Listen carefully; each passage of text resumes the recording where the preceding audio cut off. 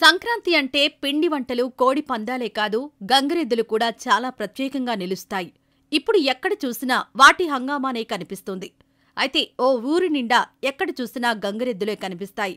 మరి ఆ గ్రామం ప్రత్యేకత ఏంటో తెలుసా? అమ్మగారికి దండం పెట్టు, అయ్యగారికి దండం పెట్టు, మునసబుగారికి దండం పెట్టు, కరణంగారికి దండం పెట్టు, రారా బసవన్న, రారా బసవన్న అంటూ యజమాని చెబుతూ ఉంటే ఆ గంగిరెద్దులు తల ఊపుతుంటే ఆ సంబరమే వేరు.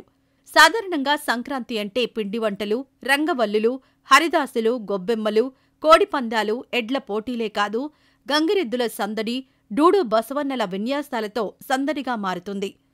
గంగిరెద్దుల ఆటలు లేనిదే సంక్రాంతి పరిపూర్ణం కాదు. ఇంటింటికి వచ్చి బసవన్నలు చేసే విన్యాసాలు పెద్దలు, పిల్లలను ఎంతగానో అలరిస్తాయి.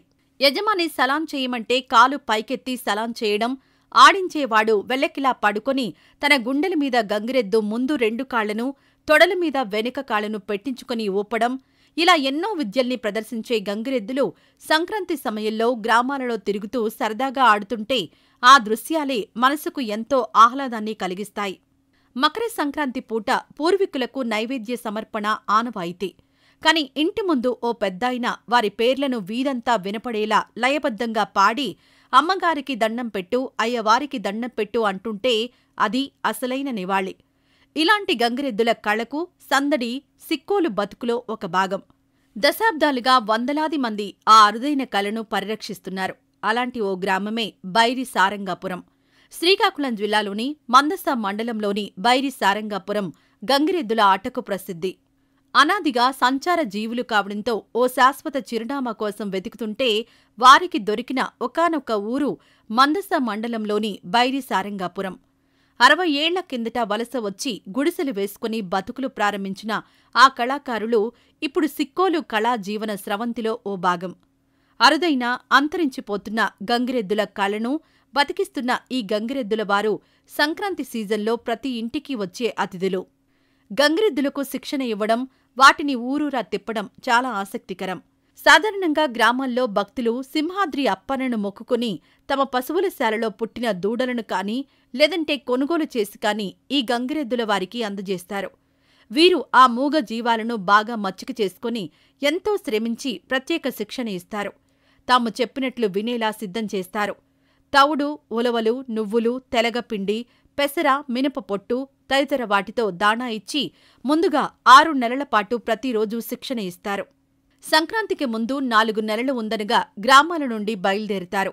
పండుగ రోజుల్లో 3 రోజుల పాటు తమకు ఆనవాయితీగా వస్తున్న ఆచారం ప్రకారం సన్నాయి, డోలు, గంగిరెద్దులను చక్కగా అలంకరించి గ్రామాల్లోని ఇంటింటికి తిరుగుతారు. గంగిరెద్దులతో మాట్లాడగలగడం, వాటిని ఆడించగల సమర్థులు, నేర్పరులు ఈ సింహాద్రి అప్పన్నలు. ఊరూరా తిరుగుతూ గంగిరెద్దులతో వివిధ విన్యాసాలు చేయిస్తారు. గ్రామస్తులిచ్చే కానుకలను స్వీకరిస్తారు.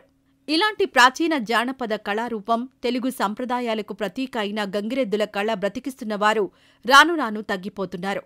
బతుకు కష్టం కావడంతో ప్రస్తుతం ఈ కుటుంబాల వారు ఉద్యోగం, ఉపాధి వైపు వెళ్లిపోవడంతో ఇప్పుడు కొందరే మిగిలారు. వారే ఇప్పుడు ఈ కళను బతికిస్తున్నారు. శ్రీకాకుళం జిల్లాలో ప్రస్తుతం సుమారు 250 మంది వరకు గంగిరెద్దులను ఆడిస్తూ జీవనం సాగిస్తున్నారు. బైరి సారంగాపురం, చింతాడ, చిన్నదుగాం, పెంటిభద్ర, జగన్నాథపురం, గుండుబెల్లిపేట, కొన్నానపేట తదితర గ్రామాల్లో ఎక్కువగా ఈ కులస్తులున్నారు. బైరి సారంగాపురంలో ప్రస్తుతం సూరయ్య, పోలయ్య, విశ్వనాథం తదితరులు గంగిరెద్దులతో విన్యాసాలను ఎంతో చక్కగా చేయిస్తున్నారు. అలవైకుంఠపురం సినిమాలో సిత్తరాల సిరపడు పాట పాడిన బాడ సూరన్నది కూడా ఇదే వృత్తి. ధనుర్మాసం ప్రారంభం నుంచి గంగిరెద్దులతో గ్రామాల్లో తిరిగే వీరంతా ముఠాగా వెళ్లి గంధం అమావాస్య సింహాద్రి అప్పన్న ఉత్సవాలకు తిరిగి వస్తారు. 4 నెలల పాటు కుటుంబానికి దూరంగా ఉంటూ జీవనం సాగిస్తారు. ఏటా కార్తీక మాసంలో సింహాద్రి అప్పన్నను దర్శించుకుంటారు.